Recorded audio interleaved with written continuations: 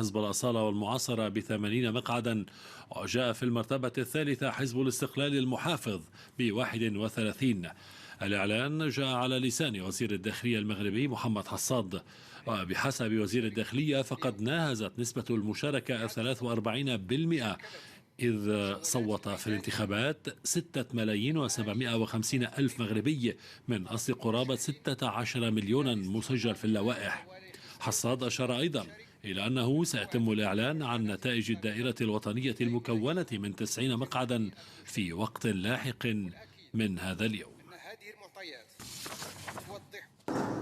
ما كان يأمله حزب العدالة والتنمية تحقق على أرض الواقع بتصدره نتائج الانتخابات التشريعية في المغرب، متقدما على غريمه حزب الأصالة والمعاصرة الذي حل ثانيا.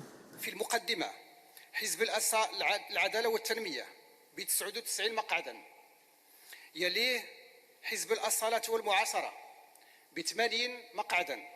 أما حزب الاستقلال المحافظ فقد حل ثالثا ب31 مقعدا، يليه حزب التجمع الوطني ب30 مقعدا، فيما جاءت الحركة الشعبية في المرتبة الخامسة ب21 مقعدا، ثم الاتحاد الدستوري في المرتبة السادسة ب16 مقعدا.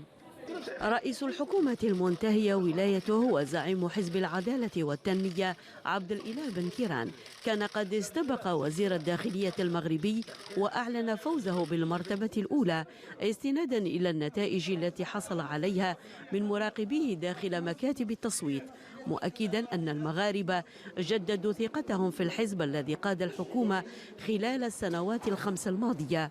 وقد بدأت عملية فرز الأصوات في عموم مراكز الاقتراع بعد إغلاقها عند المساء، بعد أن شهدت إقبالا أكثر كثافة خلال الساعات الأخيرة من اليوم للتصويت على الاستحقاق الذي تنافس فيه 32 حزبا للفوز بمقاعد البرلمان البالغ عددها 395. للتعليق على الملف الانتخابي ينضم إلينا من المملكة المغربية تحديدا من الرباط مراسل فرانس 24 رضوان أنس. أهلا وصباح الخير. أبدأ معك، نحن بانتظار إعلان نتائج خلال الساعات المقبلة، هل تحصلت على معلومات إضافية؟ وإلى أي مدى ما تبقى من أصوات لم تفرز بعد قد يغير في النتائج التي أعلنت عنها وزارة الداخلية؟ صباح الخير. إلى حدود ساعة النتائج الرسمية التي تحدث عنها وزير الداخلية حوالي 3 فجرا بتوقيت المغرب، هناك تقارب كبير بين حزب العدالة والتنمية وحزب الأصالة والمعاصرة. العدالة والتنمية 99 مقعد، الأصالة والمعاصرة 80 مقعد. المقاعد التي لم يتم الحسم بعد في من سيحسمها لصالحه هي حوالي 90 مقعد، ويتعلق أمر باللوائح الوطنية. الفرق بين حزب الأصالة والمعاصرة حوالي 19 مقعد، الأمر فارق بسيط جدا بالنظر إلى الفارق ما بين حزب الأصالة والمعاصرة وحزب الاستقلال الذي يتجاوز 20 مقعد. إذن بعض المراقبين يرون أنه ممكن أنه في لحظة أو أخرى يمكن أن تنقلب الموازين، في حين آخرين يرون أن على الرغم من ذلك فإن يتوقعون أن يفوز حزب العدالة والتنمية بعدد كبير من الأصوات في اللوائح الوطنية، وبالتالي ستبقى الكفة راجحة لصالحه. على أي حال وزارة الداخلية ستعلن زوال اليوم عن النتائج النهائية، وبالتالي سنعرف ونفند كل الشكوك بخصوص الحزب الذي سيقود الحكومة المغربية المقبلة ل5 سنوات القادمة. نعم أنس، كان لافت انتقادات وزير الداخلية التي وجهها لحزب العدالة والتنمية حول التسرع في إعلان النتائج واستباق النتائج. كيف يتابع الشارع المغربي هذه التصريحات والانتقادات لوزير الداخلية؟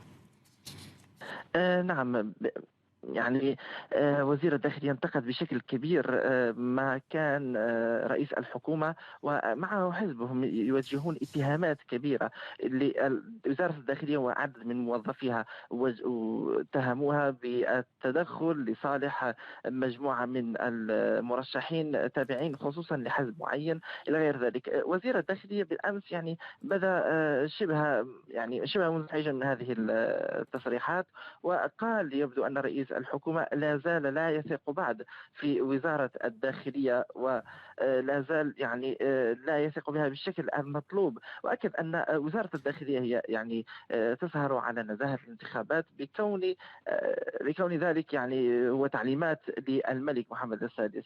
بالنسبة يعني الشارع المغربي يعني لا زالت لا توجد هناك ردود فعل كثيرة، خصوصا بالنظر إلى الوقت المتأخر جدا الذي أعلنت فيه النتائج بشكل رسمي. على أي حال ردود الأفعال سنعرفها حينما يعلن عن نعم. النتائج النهائية، نعم. وبالتالي سنعرف ماذا يرى كيف يستقبل المغاربة هذه النتائج.